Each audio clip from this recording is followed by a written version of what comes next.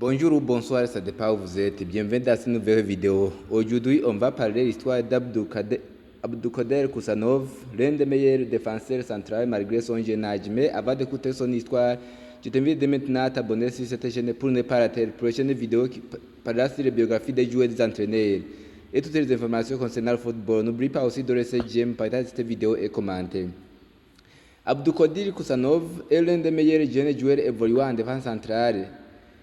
Abdoukader Koussanov, en janvier 2025, il a été transféré à Manchester City en provenance de Reims en France. Alors, qui est Abdoukader Koussanov? Voici toute son histoire. Son nom complet est Abdoukader Klimatovich Koussanov, mais il est plus connu sous le nom d'Abdoukader Koussanov. Il est né le 29 février 2004 à Tachkent, en Ouzbékistan.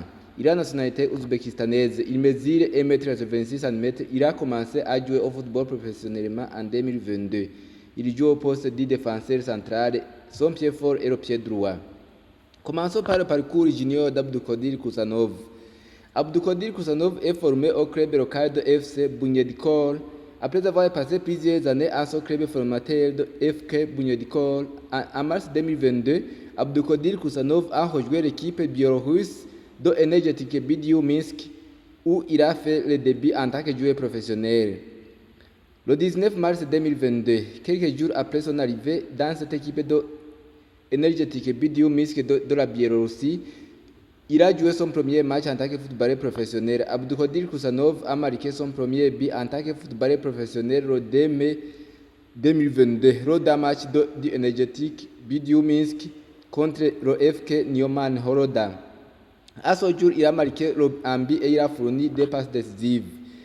Dans cette équipe biélorusse de Energetic Bidiou Minsk, Abdoukader Koussanov est devenu titulaire indiscutable et l'un des joueurs clés de cette équipe se trouve en Biélorussie. Racing Club de Reims ou LC Reims de 2023 jusqu'en 2025. Après avoir été un joueur clé dans l'équipe de Energetic Bidiou Minsk, le club évolua en Biélorussie.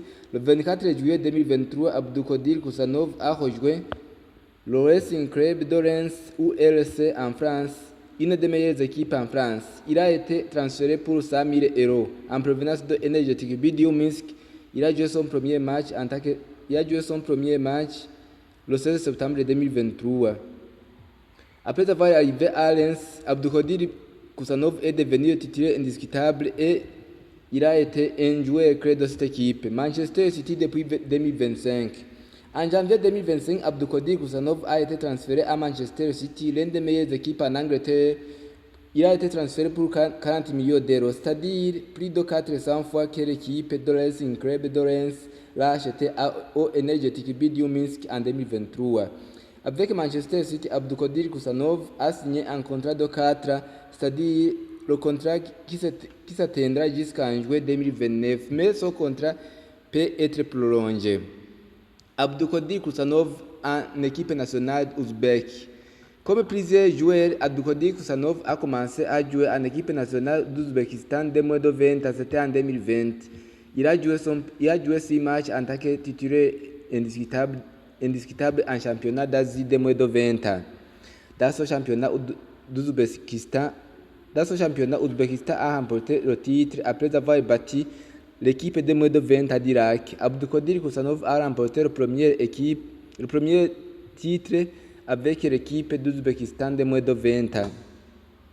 Abdoukader Koussanov a aussi été convoqué en équipe nationale d'Ouzbékistan de moins de 20 ans en 2023 pour participer à la Coupe du Monde de moins de 20 ans. Après avoir évolué dans différentes catégories de l'équipe des jeunes d'Ouzbékistan, de moins de 17 ans, de moins de 18 ans, de moins de 20 ans et de moins de 23, Abdoukader Koussanov a été premièrement appelé en équipe nationale d'Ouzbékistan le 11 juillet 2023. En janvier 2024, il a été sélectionné pour participer à la Coupe d'Asie des Nations 2023.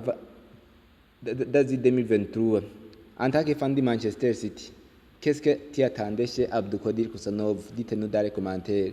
Avant de partir, je t'invite dès maintenant à t'abonner sur cette chaîne pour ne pas rater les prochaines vidéos parlant sur les biographies des joueurs et des entraîneurs et toute information concernant le football. Si tu es fan de Manchester City, laisse j'aime Veuillez s'abonner, partager cette vidéo et commenter. Pour ne pas rater la prochaine vidéo par là sur les biographies des joueurs entraîneurs. Merci.